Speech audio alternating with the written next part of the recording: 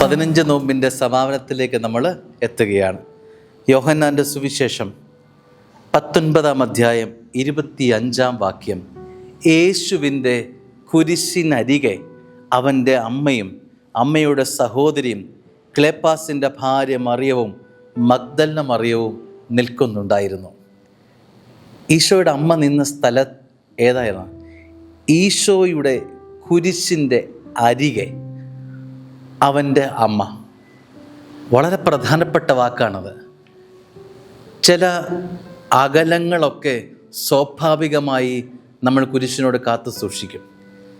സ്വാഭാവികമായ അകലം. കാരണം കുരിശ് നമുക്ക് സുഖം നൽകുന്നതല്ല എന്നുള്ള തോന്നൽ, കുരിശ് നമുക്ക് വേദന സമ്മാനിക്കുന്നതാണെന്ന് നമുക്ക് തോന്നൽ, കുരിശ് നമുക്ക് കറുത്ത യാമങ്ങൾ പ്രദാനം ചെയ്യുന്നതാണെന്നൊരു തോന്നൽ. അമ്മ നിൽക്കുന്നത് കുരിശിൻ്റെ അരികെ തന്നെയാണ്, അടുത്ത് തന്നെ.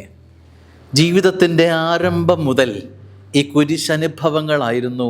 അത് പുൽക്കൂടായിക്കൊള്ളട്ടെ, പലായനമായിക്കൊള്ളട്ടെ, അത് അമ്മയുടെ ശേഷമുള്ള വിവാഹത്തിൻ്റെ മംഗളവാർത്ത രംഗങ്ങളായിക്കൊള്ളട്ടെ, മുൻപോട്ടുള്ള യാമങ്ങളെല്ലാം തന്നെ കുരിശിൻ്റെ അനുഭവങ്ങൾ കലർന്നതായിരുന്നു. അപ്പോഴൊക്കെ അകലം പാലിക്കാനുള്ള സ്വാഭാവികമായ മനുഷ്യപ്രേരണ അമ്മയിലില്ലായിരുന്നു. അമ്മ കുരിശിൻ്റെ അടുത്ത് തന്നെ എപ്പോഴും ഉണ്ടായിരുന്നു. സ്നേഹമുള്ളവരെ, അടുത്ത് നിൽക്കേണ്ട ഒരവസ്ഥയാണ് കുരിശ്.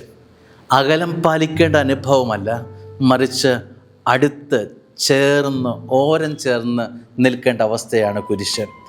മനുഷ്യൻ കുരിശിൽ നിന്ന് അകലം പാലിക്കുമ്പോൾ അമ്മ പറയുക കുരിശിനോട് അടുത്ത് നിൽക്ക് എന്ന്.